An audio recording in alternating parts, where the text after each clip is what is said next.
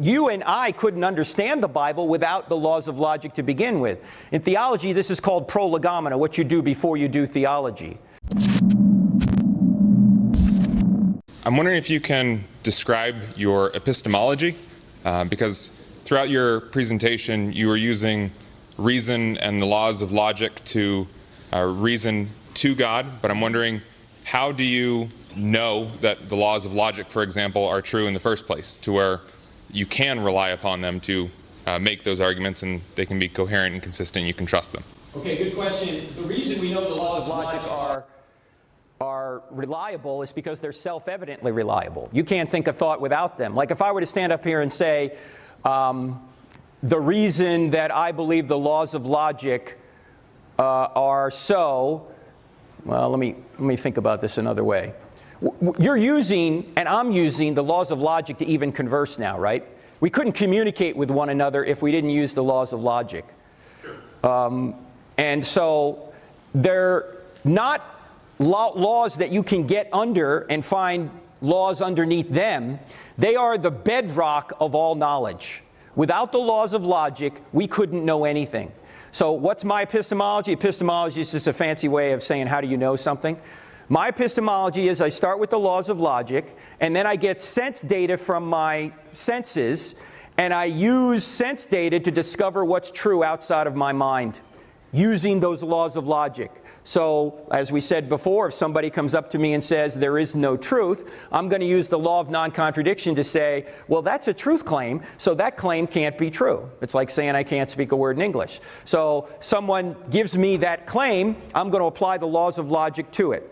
And that's what everybody does. If somebody says they don't do that, they're using the laws of logic in order to deny that.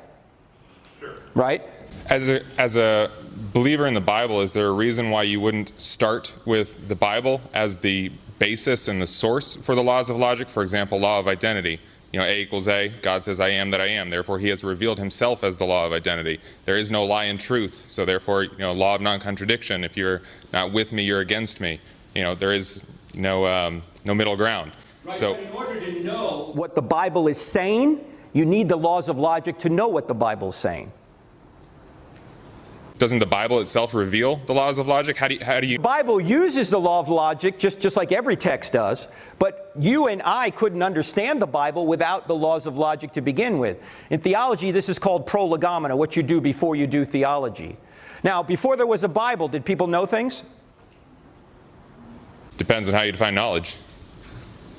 Did people know the sun rose? Of course they did, right? There was no Bible, right? Long before... Did people know that they were evil? Yeah, they did. In fact, before there was a Bible, God judged the entire generation of Noah, right? People knew right from wrong before the Bible. People knew logic before the Bible. People knew basic cause and effect before the Bible. In fact, if they didn't, there would be no way to understand the sentence, "In the beginning God created the heavens and the earth."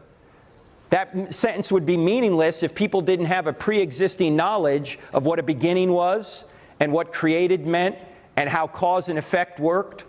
So there are many things you have to know before you can understand the Bible or any text. In fact, we just started an online course, or it's actually being broadcast on TV right now. It will be an online course. It's called How to Interpret Your Bible. And we spend a lot of time talking about the things you need to know before you can understand any text, whether it's the Bible or anything else.